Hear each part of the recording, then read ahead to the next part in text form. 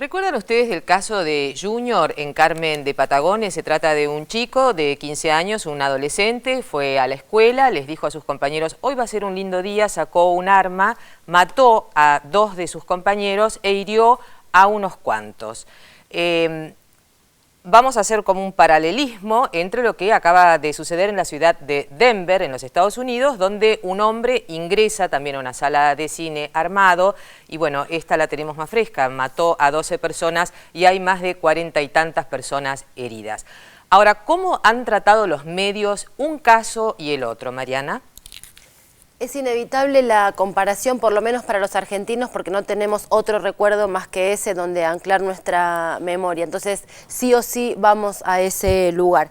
Los diarios del sábado, que fue cuando se conoció en la Argentina y en el mundo lo que había ocurrido, hicieron hincapié, del mismo modo que habían hecho en el caso de Junior, en cuestiones como una matanza inexplicable, a sangre fría, conmoción y demás. El martes, cuando apareció la fotografía de este joven James Holmes, todos los medios del mundo llevaron esta fotografía en la tapa, hicieron hincapié en la personalidad del joven. Todo el tiempo hablaban de su aspecto, del color de pelo, de su mirada desencajada, de que estaba desquiciado, en la mirada perdida, la mirada del asesino, decían. Y en la Argentina, los diarios más importantes como Clarín y La Nación también hicieron lo mismo, con una particularidad. Y acá es donde empieza la comparación con cómo se cubre esto.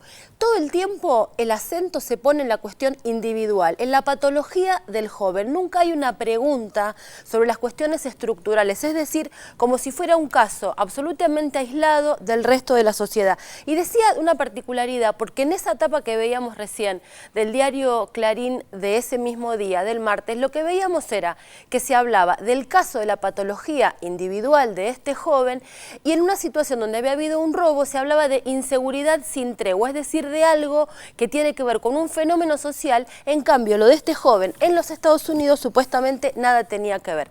En el caso de Carmen de Patagones hicieron exactamente lo mismo en aquella oportunidad. Cuando ampliaron la mirada, de lo que hablaron era de la violencia escolar. Es decir, nada que tuviera que ver con una particularidad de la sociedad en la que el joven estaba viviendo o qué es lo que nos estaba pasando. Recordemos que en aquellos tiempos de lo que estábamos hablando en la Argentina era de bajar la edad de la imputabilidad. El fenómeno Bloomberg recorría por aquellos días todas las páginas de los medios. Entonces se puso el acento en la edad del joven, en las patologías del joven y no en las características que quizá puede tener una sociedad en este caso. De hecho, estos medios que cubrían esta situación invitaban a especialistas a escribir, y lo que hacían los especialistas era justamente hablar de que había que abrir la mirada del fenómeno y ver qué es lo que pasaba en tanto sociedad, mientras los medios cubrían en forma absolutamente contraria. Respecto de lo de Denver, dijo y dice siempre permanentemente un gran intelectual como Noam Chomsky, un estadounidense que muy preocupado por este tipo de fenómenos en su sociedad, él lo que dice es que este tipo de coberturas infunden miedo. Y él dice que esto forma parte del